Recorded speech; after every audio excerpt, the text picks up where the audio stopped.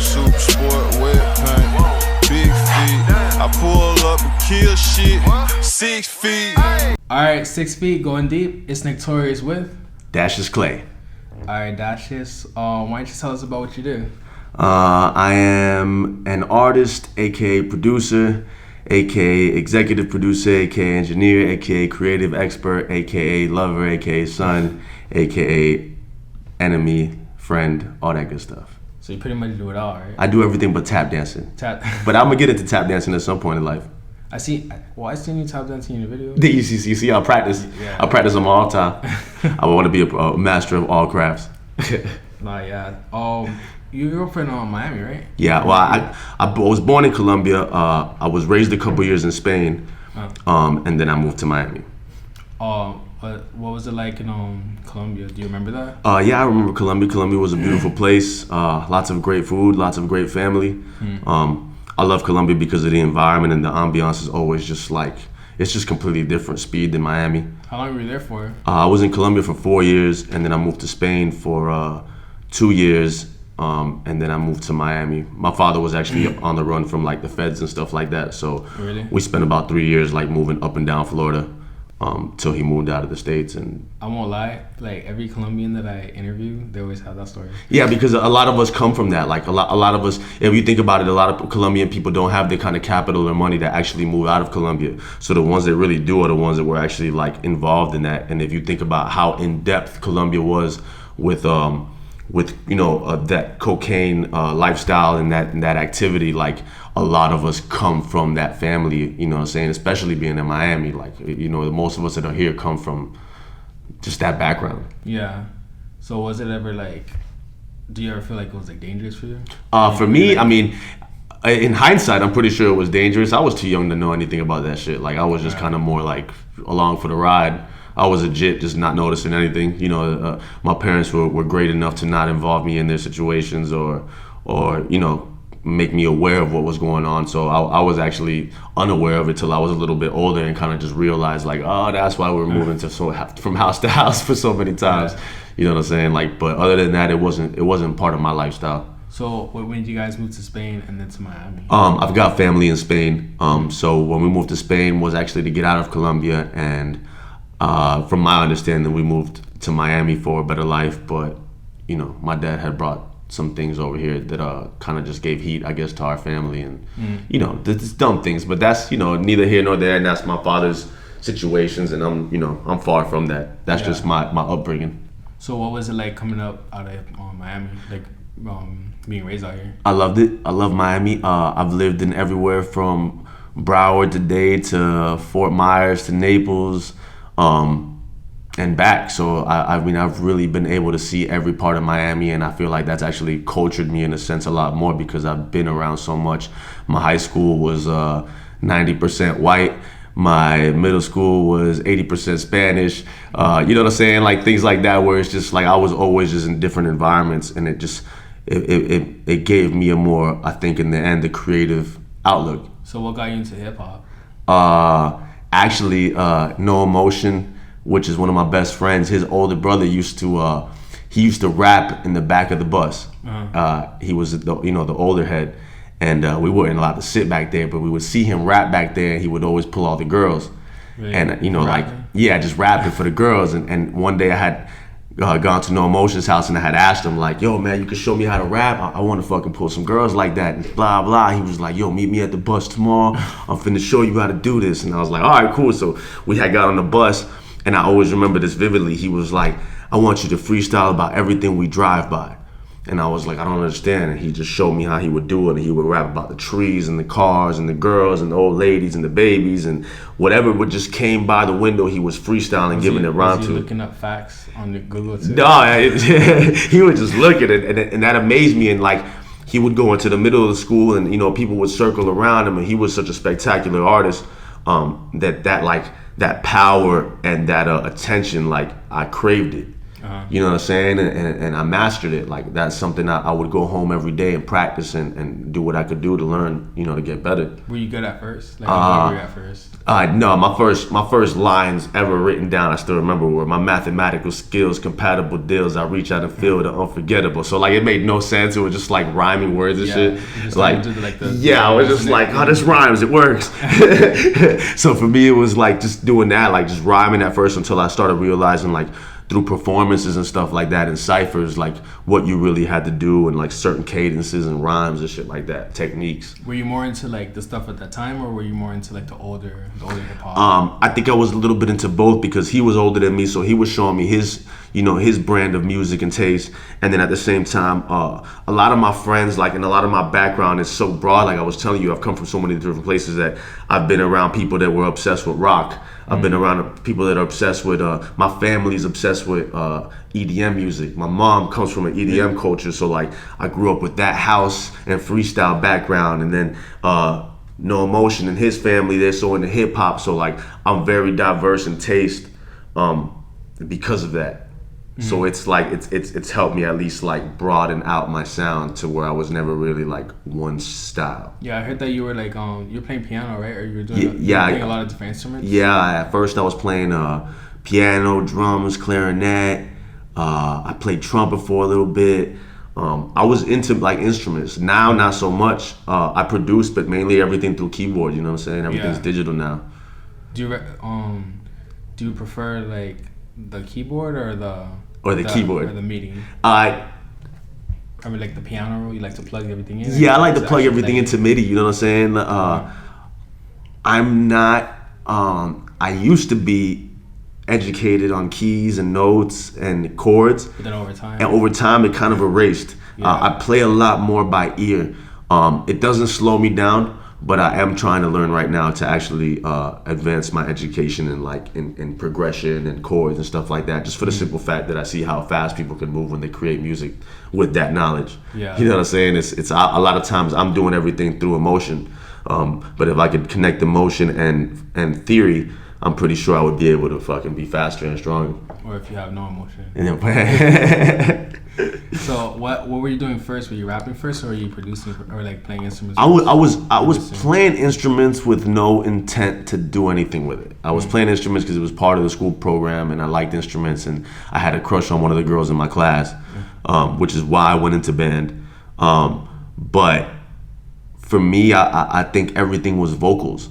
You know what I'm saying? I had an obsession with performing. I remember being in middle school and performing a cover of If I Ruled the World, right? Did you ever have stage fright? No, I didn't have stage fright. I was always really good on stage. So for me, that was like the first taste of addiction. Like that was the first taste of my favorite drug in the world, was being on stage. And like ever since then, I was like, I don't want to be playing an instrument. I want to be on the microphone. Like, yeah, I seen that in your interview. You said that getting off stage is like the worst thing. I talk about that a lot. That I always say the most suicidal moment in my life is the moment I'm off a stage, because I feel useless. Like I really do. Like it's the scariest thing, because it's like you work so hard to have shows, to have moments to where you're in front of a crowd. And then the moment you get off that crowd and you're done performing your song, you're done performing and saying your piece, you almost feel worthless. Because I'm at a point right now where my shows aren't every single night. You know what I'm saying? I have one a week or one every 2 weeks, or and they're building up. But at the same point, that space of time it kills me, because it's like being a crackhead and knowing that you can't have crack for another week. You know what I'm saying? You just oh my God, when is this fucking weekend? Like, so for me, it's a very horrific thought and feeling. And which I don't like, you know what I'm saying? Like, so for me, it's a constant process now of getting more shows. Because how do you actually get your shows? My assistant Joseph, people on Instagram, plugs, connections, just people I come across. I work in a lot of studios as well too. So for me, I come across a lot of people that want to do work and collab and stuff like that a lot of times, but various ways. So was for your first shows, like, were there a lot of people there? My first big show was opening for Rick Ross and Jagged Edge. So there was a lot of people there, and usually the shows vary. I've played shows where there was one person. You know what I'm saying? Like I have no shame in that. I've played shows where there was maybe 5,000-10,000 people where I'm opening for other artists. You know what I'm saying? But a show is a show to me. It's the same thing. It's like I'm not really. I'm there for the stage. Do you ever feel like the shows are worth it when it comes to like promoting your music? Yes, always, no matter what. I'm a big believer, especially with my personality. Like what I've come to learn is like if I can touch one person, that really does distribute into a lot more people. You know what I'm saying? Because a lot of people would like generally before they meet me think like I may be a douchebag or like I may be very serious or like I may be very like introverted. But when they meet me, they always see that I'm very like humble and I have a lot of love and passion for what I do. So like I feel like that always translates into people telling more people like, you know, dude, I went to go see this guy Dashius Clay. You guys gotta check him out. You know what I'm saying? So like for me, one person usually generates to 5, which turns into 15, which turns into 50, which turns into 100. So it's like a water drop on a napkin. The shit spreads for me.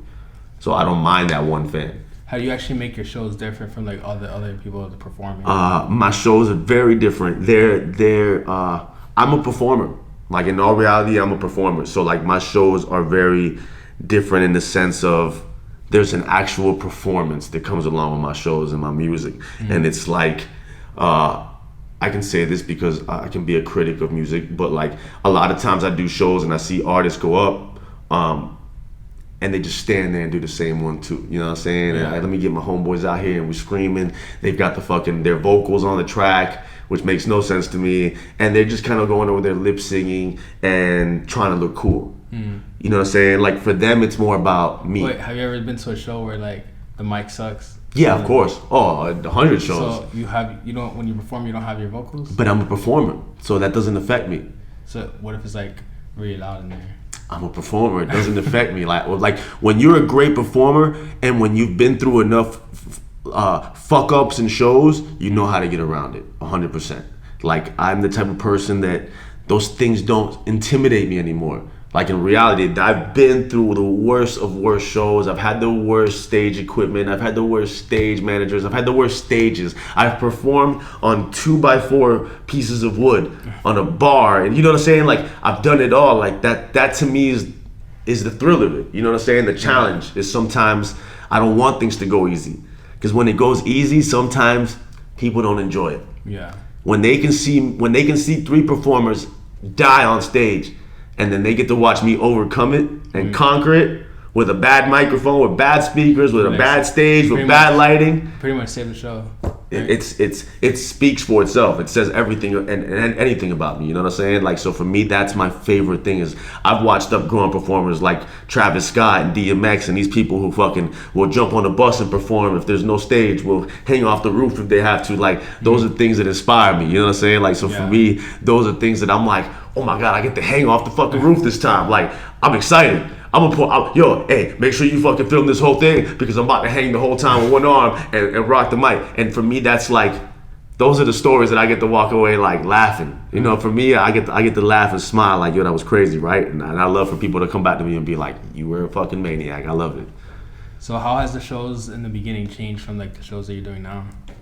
Like the shows that you see? Here's a funny story. My friend told me you should film your performances. So I used to watch my performances and I used to have a dead left arm. So like when I would perform, my arm wouldn't move, it would just die. Cause I was just nervous in a sense. And I was like, but like, so now I'm very... You try to incorporate that. I know everything. I know how my movements are. I've seen myself perform enough to where it's like, it's me 100% on stage. I'm enjoying myself. I'm moving about in the sense that you're like, it's not a mimic of anything. That's the beauty that I like of myself is that I have a lot of inspirations, but it doesn't inspire me to mimic something. You know what I'm saying? Like a lot of people that love Michael Jackson will move like Michael Jackson. A lot of people that love fucking Travis Scott will move like Travis Scott. I love Michael Jackson. I love Travis Scott, but it don't make me feel good to move like them. I like moving like me, if that makes sense. Yeah. So you never try to like take anyone else's flow or anything like that, or like try to incorporate it in your own? No. How exactly did you find your flow? Like how long did it take? That's a good question. I don't think I have an answer for that. Because if you listen to every song, it's different. I don't necessarily have a boxed flow. Like, I literally, I was playing songs this morning for somebody, and it was like a really hard rap record, a really fucking smooth melodic love song, and then like a song that I almost sound like I'm fucking Jamaican in. You know what I'm saying? Like, so I still to this day don't have a set standard of sound. Like that's for me what an artist is an artist is just somebody that creates to where he is. You know what I'm saying? You wouldn't draw the same on wood as you would on paper. Yeah. So I'm that sense of an artist. I like to amplify. I'll tell you this. This is my favorite thing. I always say it. My best thing is steroiding emotions. Steroiding emotions. So if you have a sad setup, I can make that bitch sound depressively suicidal once I'm done with it. You know what I'm saying? Like that's my talent, is really bringing things to life and color. Like, so that's for me is like how I kind of get around music, how I get around writing and stuff like that. Yeah. Have you ever had like a regular job? Yeah, plenty of regular jobs. I grew up with a bunch of regular jobs. I worked at Wendy's with no emotion. I got no emotion. A job at Wendy's when we were kids. I worked at fucking Echo. I've worked in restaurants. I've worked in real estate companies. I've done a bunch of Craigslist oddball jobs. You know what I'm saying? What was like the craziest one that you did? Or like a weird one? Damn. I wish I could think off the top of my head. I don't know. There's been so many crazy ones that I wouldn't know. I got invited to a porn shoot once, and when I got there, it was a little bit intense. It was like crazy porn, or just like regular porn? It was so weird that I left. How about that? Yeah, I was like, I've done a lot of crazy jobs, but I just don't think I should be here right now. I was like, I'm gonna get out of here. That must have been like really bad. Yeah. So like, how does being an artist and working as an artist, like, how's that different from the other jobs that you've done? Like, do you have that same, like, when you're like going into the booth, is it like going into a job? No, not at all. You go into a job hating life. You go into the booth loving life, or tapping into that emotion, but it's freedom. Freedom is the complete. I left my job at a point that I was making enough money in music to be able to leave my job, and the emotion that I had was so overwhelming, because it's happiness. As an artist, I wouldn't want anybody in my family or my children, when I have any, to be in music, because I think music is one of the worst businesses you could be in. It's one of the most cutthroat businesses, and it's merciless. You know what I'm saying? But I love it. I love that danger. I love that drive. I love that if I don't fucking, it's like Andre 3000 said, if you don't move your feet, then we don't get to eat. You know what I'm saying? It's like, that's what drives me every day. If I'm not doing the best that I can, I'm not going to generate money. I'm not going to keep getting shows. I'm not going to keep getting interviews. I'm not going to keep getting features. I'm not, like, I have to try my best, and I have to constantly remain creative to do so. And for me, I have to also stay in a happy state of mind, in a sense. So I'm surrounded by greatness. I'm surrounded by artists. I'm surrounded by musicians, by models, by people that are in the business, and I pull from their energy all the time. Like, so I'm in a lot better place working in music than I am in a job 9 to 5 where I'm getting paid X amount of dollars, being told what to do, and at the end of the day, not really having an opportunity to maybe grow in that field the way I want to. So where does how is money actually generated, like rapping? Shows, songs, features, merchandise is a huge one, sponsorships. I mean, that's basically it in a nutshell. Sales and streams. But what about when it's like not constant? Like, do you feel like it's consistent? Like, you can actually like live off of it? Yeah, I mean, I have been living off it for the past 4 years, so it's consistent for me enough to the point that I can generate enough. My house is paid for, my car is paid for, you know what I'm saying? I don't have debt. I don't owe anybody money. I've got a good amount in my fucking savings. Like, I'm doing good. You know, I'm intelligent about money also. You know, a lot of people will run to me and be like, dawg, how you don't have the newest fucking Mercedes yet? You're Dashius Clay. Or, dawg, where's your fucking Cuban chain? You're Dashius Clay. But, like, I'm also an intelligent fucking person. You know what I'm saying? I don't waste my money on things that don't need to be wasted on. And I take care of a lot of people in my life. Everyone can attest to this in my life, that I give back to a lot of homeless people, to a lot of family members, to a lot of friends. I give to a lot of fans. A lot of fans will be in my inbox a lot of times asking me for money, and not to say that I just fucking hand out money left and right, but there are situations where if I can help somebody, I will. So I'm generous with my money in a sense as well. and I don't spend it on the wrong things. You know what I'm saying? For me, my value is in me. It ain't in my chain. You know what I'm saying? When people see me coming, they don't look for a chain. They know what I'm about. So what was the first thing that you spent? Like, what was the first thing you bought when you got like your first rap check? The first thing that I got when I got my first rap check, I actually took my entire family out to dinner. Really? And we just had like a fucking dope time. That was it. I didn't. I don't think I'm an expense person. I put like 90% of my income back into marketing and recording studio and production and working with videographers. Like, I put my money back into my craft always. Yeah. I need for nothing. I really don't. I'm a very as long as I have dope clothes and a clean haircut, I'm happy. Are you like a collector of anything? Yeah, I collect Coca-Cola and peanuts. For real? Yeah, peanuts as in Snoopy and Charlie Brown. Oh, okay. Yeah, those are my two favorite things in the world. I'm obsessed with Coca-Cola. Why? I think Coca-Cola's red? No, I'm pretty sure in hindsight maybe a little bit, but I think Coca-Cola is the most phenomenal brand in the world. I think everything they do is 100% and it's solid. You know what I'm saying? Or like how I would say it's platinum. You know what I'm saying? Like, so for me, I think a Coca-Cola, aside from being like the most addictive drink that I have in my life, like I treat Coca-Cola like I treat cigarettes. Like, I want a Coke in the morning, I want a Coke after sex, I want a Coke like. Do you drink it with Hennessy? I don't drink it with Hennessy. I drink Crown, and I drink Crown straight up. Oh, really? Yeah, on the rocks. That's your drink of choice? That is my drink of choice. That and Modelo and Coronas. And aguardiente. But what about the peanuts? Peanuts, for me, I wish I could make that connection. I think growing up, my family just always used to play Snoopy and Peanuts cartoons, and I just became like relatively like infatuated with it. I can't explain it. I've got a bunch of collectors Peanut stuff that I've been collecting over the years, but there's really no explanation for it. I just have a fucking weird love for it. It's like, it's just weird. So like, what stuff did you like grow up on, like TV shows and like video games? Man, everything, man. I was always that one kid that was around the older crowd. Like when I was in 6th grade, I was hanging out with the 10th graders. When I was in 10th grade, I was hanging out with the college kids. You know what I'm saying? Like, so for me, like, it was always like the shit that was of my time and the shit that was ahead of, like, before my time. Like, I've watched everything. I don't know. I'm weird. I've never had something that I've been like it was part of your childhood. It was like everything. I loved everything. I was just one of those people that just enjoyed things like as I got them. Oh yeah. So I heard that your work process like your work ethic and your process is like very, I don't know how to say, like very like perfectionist, right? Would you describe yourself as that? Would you say that you like you like to have everything to like a T? Yeah, I'm very, very detail oriented, like down to the fact. Everyone knows me for saying the word blueprint because I'm always like, what's the blueprint for that? Because I think everything has an organizational pattern for it to work out. And I am very refined with how I do work, with how I make my music, with how I record, with how we do releases, with the artworks, with the fucking meetings, with everything. I take everything very seriously. I take everyone's time very seriously. I take everyone's attention very seriously. So I am a perfectionist.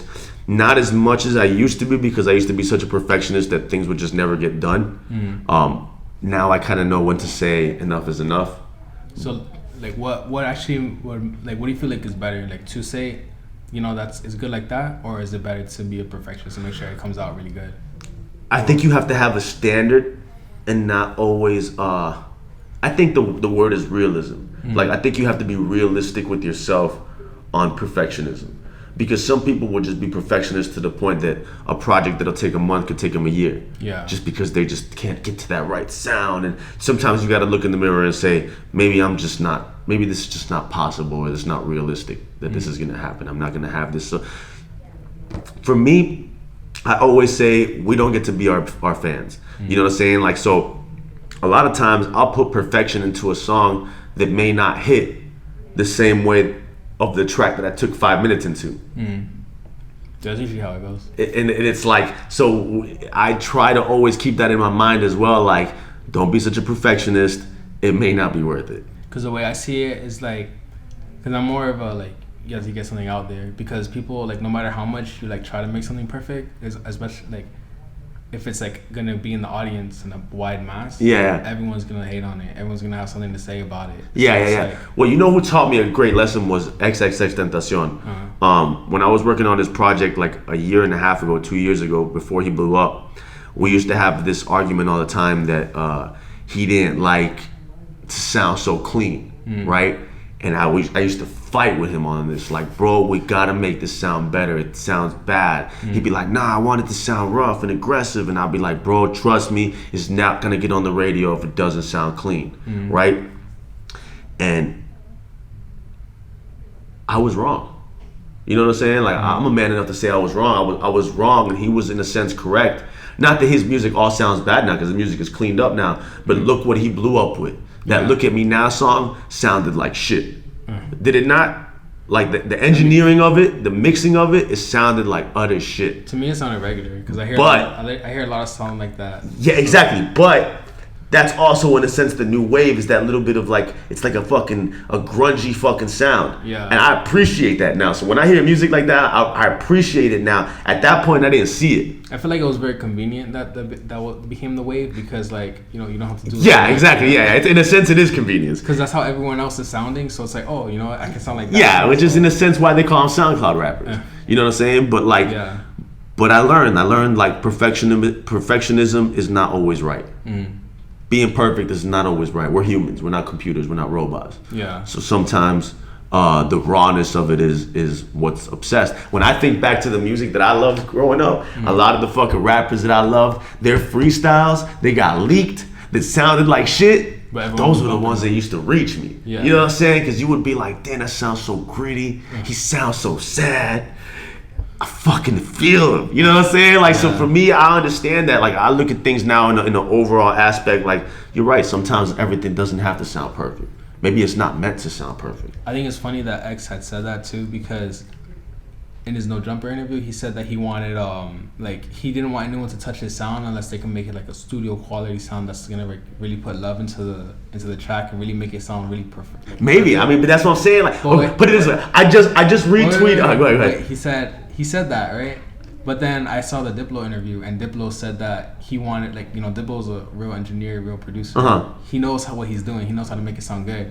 But X was like, no, I want it to sound like this. I want it unmastered. And he sent that out, like, after he's, like, big. So I thought it was, like, kind of weird. That was, like, contradicting. As an artist, we're contradictions all day. You know what I'm saying? Like, 1 minute we want to sound clean, 1 minute we want to sound bad, 1 minute we want to be bright, 1 minute we want to be dark. That's just artist shit. So I expect that from every artist. But I had just retweeted, one of X's fans actually posted to me yesterday a message saying that he had tweeted to me like a year ago saying, I just want to give a big shout out to Dashius Clay for making my Freddie vs. Jason sound so clean and so mastered.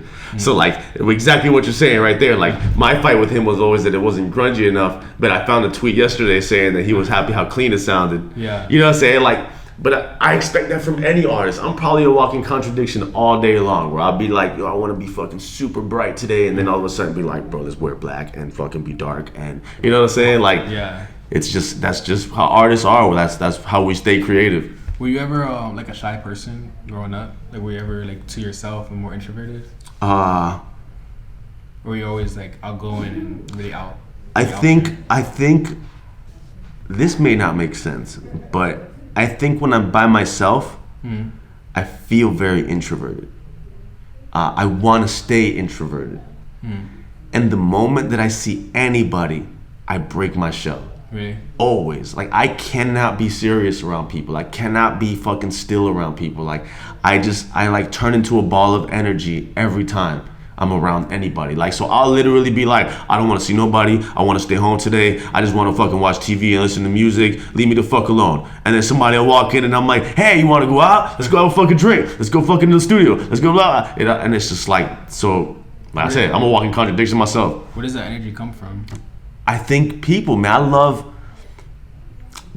I love people, dog. It's like, that's the only way I can say it. I love energy. I love making people feel alive. I love making people laugh. I love making people have energy, good energy, you know, positive vibes. Like, everything for me is vibes. So it's like, the more fun I have, it's like, you make me laugh once, I want to laugh twice. You know what I'm saying? Yeah. And so forth and so forth. So that's that's where the energy comes from. It's like one chuckle wants to turn into two, and then from there. So what advice do you have for like anyone that's like feeling anxiety or like depressed, or like they feel like they have to like stay by themselves and they can't get that energy? Get out of there. Get out of the situation that you're in. If you, especially like, I understand people like that, because I feel like I'm still like that a lot of times. Like, you have to learn to go against your own feelings and gut instincts to stay by yourself and go in front of a lot of people. Go be around people. Go see people's.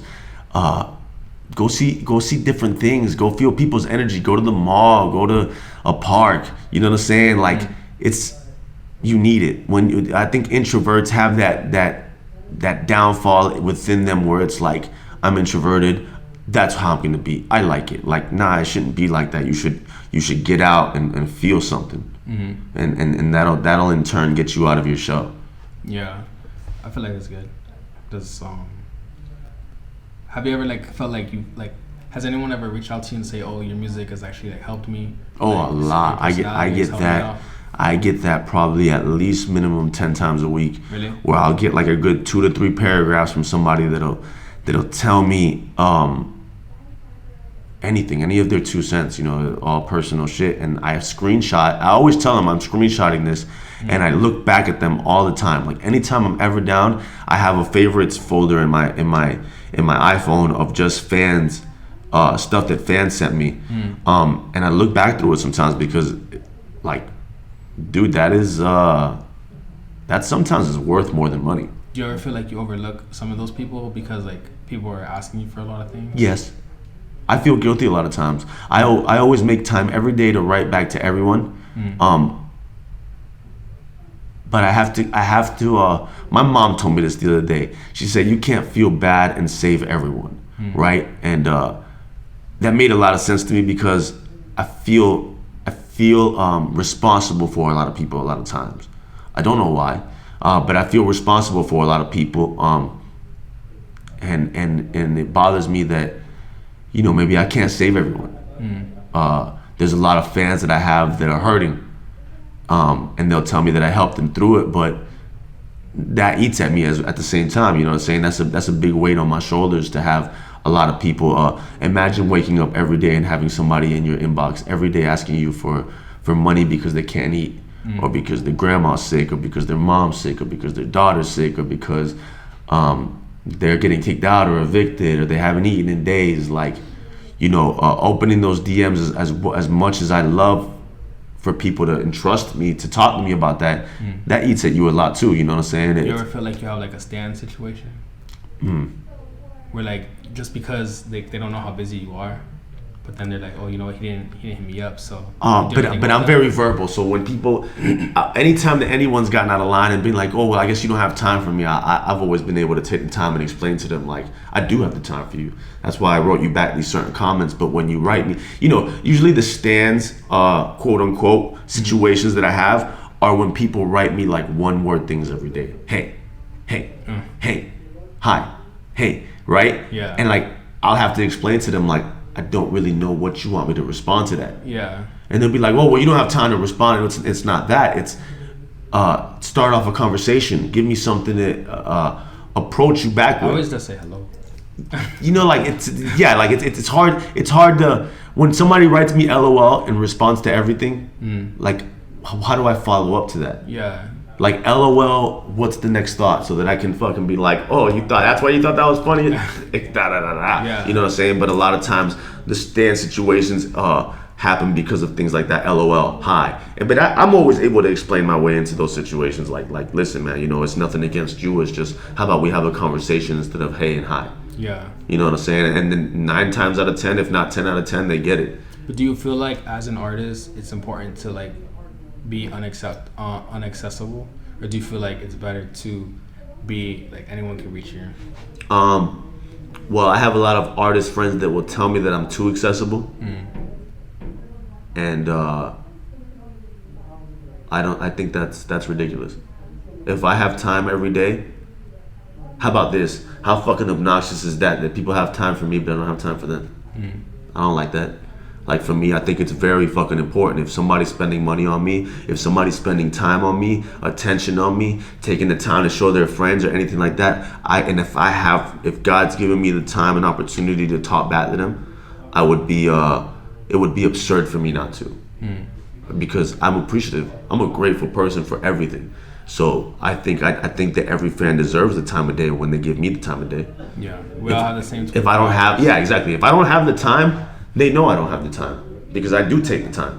So like people don't get upset when it takes me a day to write them back or 2 days to write them back because they know. 9 times out of 10 they know I'm busy. Yeah. But when I get to it, when I have the time, I'm gonna get to it and I'm gonna give you my full attention. I'll probably send you a video back, if not something written. You know what I'm saying? And that's just how I am.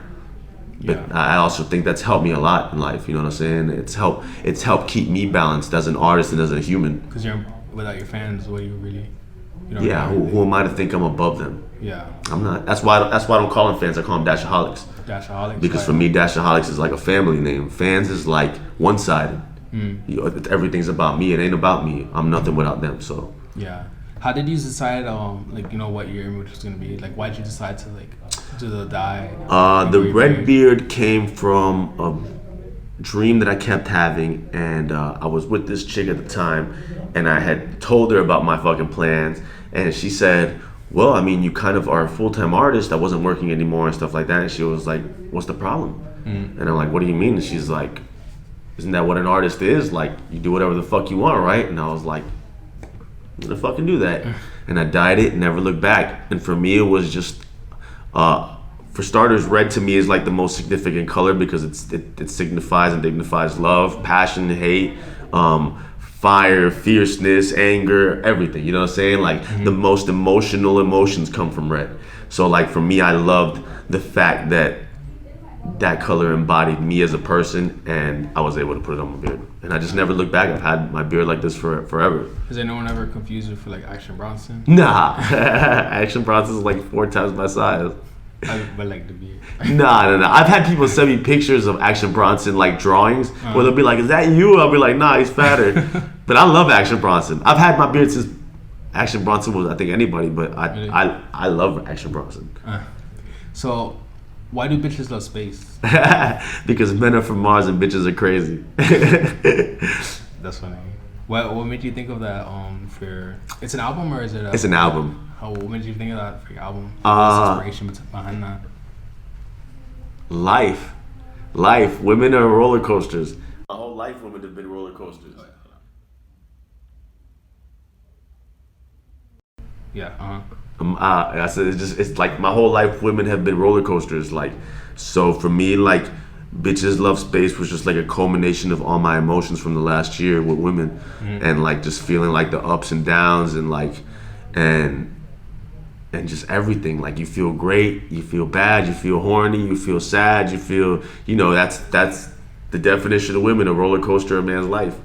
So like that was for me. That was I just always thought it was funny that like women always break up with me and tell me like, I need space. You know what I'm saying? Like, so for me, like, that shit's mad funny to me. Like, I'm like, man. And then like, I see like memes and stuff where it's like, bitches love space, so give them space. You know, like, and I'm like, for me, I just, that it hit a certain ring in my body and mind and gut that was like, bitches love space. And I just loved it. And I'm obnoxious like that. That's why one of the songs was called Venus? Yeah. Okay. And one of them is called Mars, because men are from Mars and women are from Venus. That's why it starts and ends like that. What was your favorite song on the tape?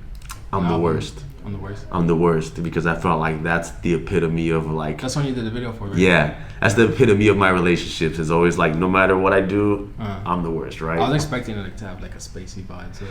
Yeah, I mean, everything is, man, I just create.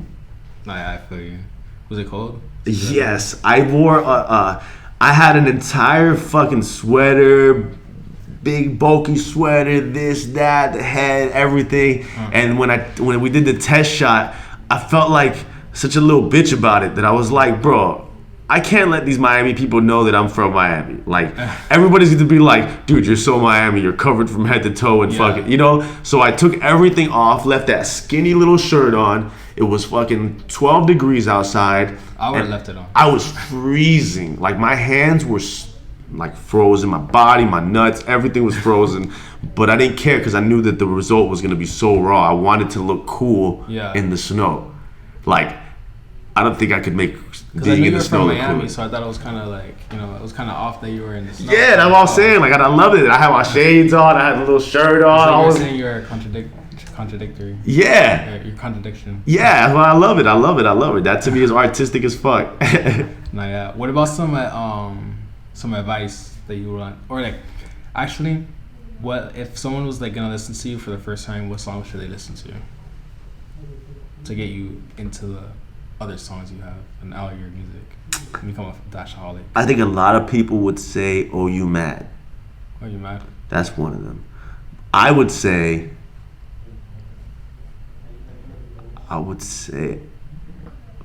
Paycheck or I'm the Worst. It's so hard because, like I said, I have so many different sounds. Yeah. That like you're gonna listen to one and not know like, oh, my fans like me. Yeah. You know what I'm saying? Like, and then they appreciate everything they get from it. Like, it's like, I think you gotta fall in love with me, not the music, because it's hard to fall in love with one song because I'm never gonna give you that sound again. Yeah. So it's like you either gotta trust me to give you some dope music and like me, or just not. Yeah. Be a real fan. It's like take it or leave it. Yeah, if you're a Dashaholic or not. What about some quick advice for like the last, like for what someone that's about to start? What would you tell them? Don't stay away from music. Go find a job. Go find a job or put on a suit and tie. I'm telling you, I will never ever tell somebody do music, ever. I think this is the hardest, most cutthroat industry, and I've seen so many amazing minds go to waste, fail, and disappear. I don't recommend it to anybody. How about that? I'm like that one guy that's like, I will be like, nah, don't. My family members, I have like cousins and stuff like that. They'd be like, bro, you can help me. I'll be like, nah, not helping you. I don't want you in this. If you can do it for yourself, and you get to a certain point that I can help you, I got you. But I'm not helping you get into this because I think it's ugly. I love it. I think for me, I'm a perfect candidate. I'm just built a certain way, but I don't think it's for everybody. You feel like it's either you have it or you don't? Yes, 100%. 100%. Can you take the criticism? Can you take the endless nights of sleep? Can you take the disappointments? Can you take the starvation? Can you take the suffering? Can you take the abuse? Can you take the being last? Can you take the, like, all those things? You know what I'm saying? Like, it's shit that nobody will care to glamorize. How about that? You don't ever see the fucking glamorizations of fucking the hard work that a lot of people put in. You just see successes and victories. People don't fucking put in the oh, I'm sad because I got taken off the show, or I'm sad because I got put last, or I'm sad because I spent all my money. Like, you don't see that. You just see people like, ha, on stage, ha, with a champagne bottle, ha, with a couple girls. Like, you don't see what it took to get there. You know what I'm saying? Like, so people are oblivious to that. Yeah. Like, that's the ugly nature of music. How many of us get struck by lightning? Yeah, of course. What about anyone you want to shout out? I want to shout out my brother Joseph, my assistant. I want to shout out Platinum, which is the new company that I just created, which is going to be the most amazing, ingenious company ever. I want to shout out Mix Masters, which is like my home base. They've done everything for me, and I'm so appreciative of Andre and the DJ Hayes. And I want to shout out my Dashaholics and my family. That's it. Those are my most important people. And of course, 6 Feet. Appreciate it. Where can they find you at? In their girlfriend's house now. They can find me on DashiusClay.com, at DashiusClay, at Platinum.co, Bat Signal with the red beard, whatever. I'm easy to find. Accessible, right? Huh? You're too accessible. Yeah, baby. For sure. So it's been 6 Feet with one and only Dashius Clay. Oh yeah, Mr. Red Baron. Hey.